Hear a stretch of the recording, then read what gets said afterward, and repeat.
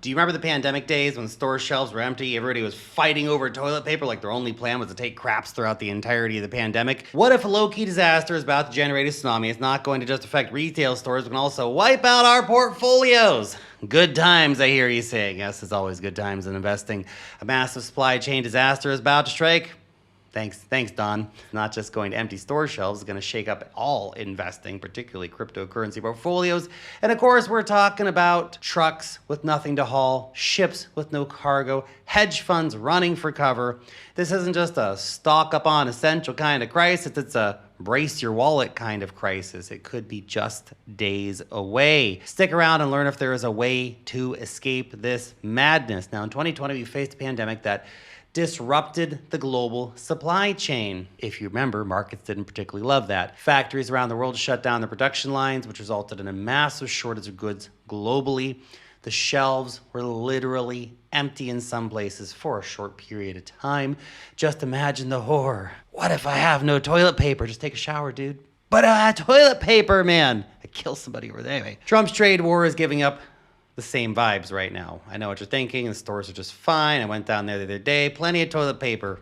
All my pooping needs are taken care of. Shelves are full. There's no need to prepare for anything. But people are quietly preparing in the background, those who understand that the potential of the supply chain disruption coming. You must consider the goods they sell were not transported overnight. Depending on the port of origin, it could take between 20 to 40 days to transport consumer products from China. For example, according to Demerco, which is a shipping and logistics company, cargo from the busy port of Shanghai will take 15 to 20 days to reach the U.S. West Coast. And of course, it has to come from a truck somewhere in a factory in China, get put on the thing, right? There are longer transit times, of course, to East Coast and Gulf Coast ports. They have to go through the Panama Canal, right? So the products you're enjoying right now were actually dispatched 6 weeks ago from a factory in China. Now, some analysts are saying that the U.S. economy could start seeing the effects of disrupted trade flows around May 10th.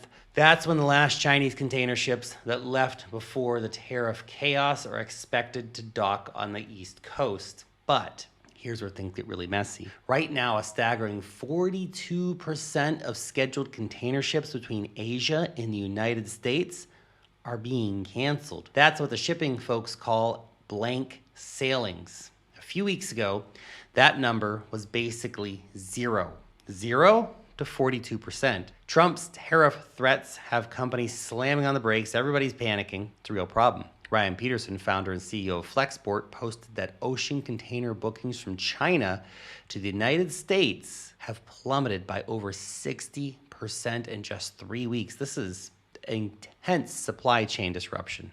Since these new tariffs took effect, it's like throwing a hand grenade into the global economy. Now you might say, oh, so what, Lark? Cheap Chinese imports like toys and clothing, they don't really matter. Well, it goes much beyond that. In 2024, $400 billion worth of imports from China included all kinds of stuff. Pieces of electric machinery, parts, nuclear reactors, boilers, appliances, and on and on and on. Yeah, toilet paper too, probably. The fact that millions of Americans are used to buying cheap, everyday products, they don't want to change that. These things are needed to continue life as Americans know it. And the supply chain does not stop with shipping. No. They don't magically teleport from the ports to the stores, does it? These products need big trucks to transport them to stores and to warehouses. Obviously, it's a whole logistics supply chain thing, man. And with fewer containers arriving from China, U.S. truckers are running out of things to transport fast, which means we're going to see less income for the U.S. trucking industry, which is massive in America, by the way. The U.S. trucking sector was finally clawing its way out of a nearly 3-year freight recession before Trump took office on January 20th, 2025, but now his trade war is putting recovery hopes on thin ice. Always the way, isn't it? Just when you think you're getting out of the shit, right back into it. This industry pulls in nearly $1 trillion in annual revenue. So when it's hurting, everybody feels it. The knock-on effects are insane. And here's the harsh reality. If ships aren't coming in, there are no loads to haul. And without loads, there's no work for trucking companies or their staff, which is like a huge amount of people. We're talking an estimated 3.54 million truck drivers across America, man. That's a lot of people. Each of these guys earning an average base salary of around $93,000. Oh, holy shit, by the way. Yo, shout out to truckers, man. You guys making some money here. Damn. It's according to job search engine Indeed.com. Anyway, not all the truckers are going to lose their jobs. Obviously, other things will happen, other things will be transported. But with fewer goods transport, many could face reduced hours or worse, layoffs. That $93,000 per year driver, that's not just pocket change money, man. That's money spent on goods, spent on services, keeping all kinds of local economies alive right across the country. And if that cash disappears, well, guess what? It starts creating a nasty economic loop, right? The port worker's gonna have fewer hours, truck driver's gonna have fewer hours.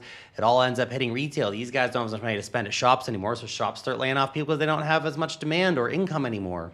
Consumer sectors get hard. These guys aren't buying as many t-shirts anymore. All of it rattles markets. And guess what? It has potential to rattle your portfolio. Because as we know, when the stock market sneezes, the crypto market tends to catch a cold. And that's just the drivers, mechanics, logistic workers, the unsung heroes keeping the supply chain running. Everyone's at risk here. It's a lot of people who are about to lose or have reduced incomes. It's crazy shit. And there's a lot of massive implications for this. But look, guys, before we dive into the rest of the implications for this and the recession and all that kind of stuff, if you've ever wanted to trade crypto, but you don't want all the hassle of, the KYC and all this kind of stuff, you want somewhere that's just permissionless, can trade from wherever you are, no hassle, no BS, no borders, that's exactly why I use Femex, the OG cryptocurrency exchange built for traders who just want to trade, man. You don't need all the extra BS, you just want to deposit some USDT, trade, and have a good time. And it's available to anyone, anywhere. You'll get $10 free just for signing up. Okay, so welcome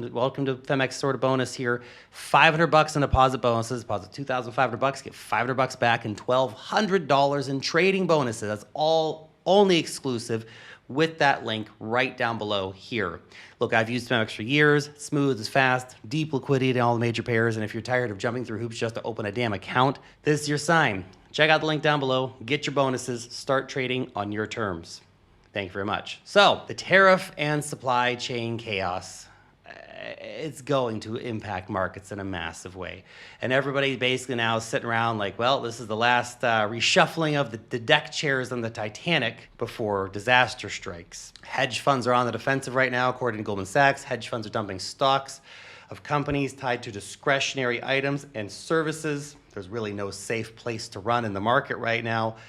All the things that consumers want but don't really need, right? Those are the ones that are probably going to take the biggest hits. People are going to keep buying toilet paper, guys. Don't worry. Long all toilet paper companies, not toilet paper financial advice. Anyway, all this signaling that the hedge funds expect an economic downturn. This shift happens because of messy supply chain chaos. Just creates all kinds of problems. Companies lose profits, workers lose jobs, people stop splurging on dumb shit that makes the economy go around.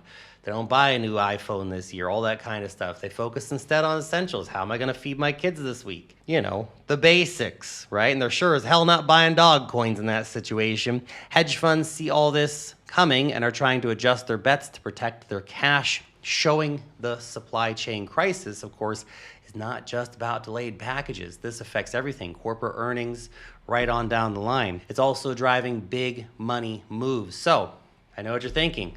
Lark, what does this mean for me and my portfolio? Well, disrupted supply chains, of course, can end up fueling inflation. Rising inflation means the Fed won't be firing up those money printers anytime soon. Although if this ends up causing a horrific recession, giant crisis, I suppose the resulting thing is going to be to cut interest rates to zero and print money. You just have to go through the horrific crisis first. Yay. Right now, products you're used to seeing in stores might be disappearing in the coming weeks. Again, unless we see some reversal in these trade policies and see them soon. And while there's been a lot of rumors of Trump and Xi talking, nothing official seems to have really come out yet. And look, we're not talking pandemic level empty shelves, but probably noticeable things missing on shelves. Then there's the supply chain breakdown globally. These supply chains take years and years to establish, and they're going to be crushed in weeks. Less work for the industry means layoffs rippling through the economy. Fewer jobs means less spending. Less spending, of course, of money means less consumption of a broad range of non-essential products and services like going to fancy restaurants and stuff like that.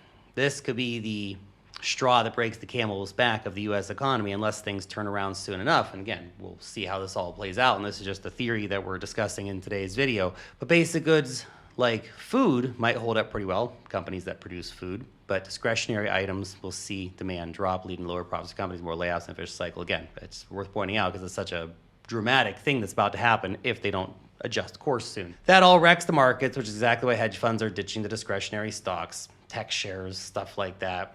Who the hell is going to be buying tech stocks when they're not sure how they're going to feed their kids this week? Nobody's buying during a new tech gadget during a market turmoil, right? Or an economic recession. So your bags. In market turmoil, investors run to safe havens like gold, like cash. It's probably going to continue to happen until we get some kind of resolution to the underlying insanity going on right now. Which, gold and cash, they're great. But for us degenerate gamblers in crypto, that's way too boring, man. Good news is, during the coronavirus pandemic, when shelves were bare, Bitcoin took a wild ride. Yeah, we dumped like crazy. But guess what was the strongest runner out of the gates when things started reversing? Bitcoin.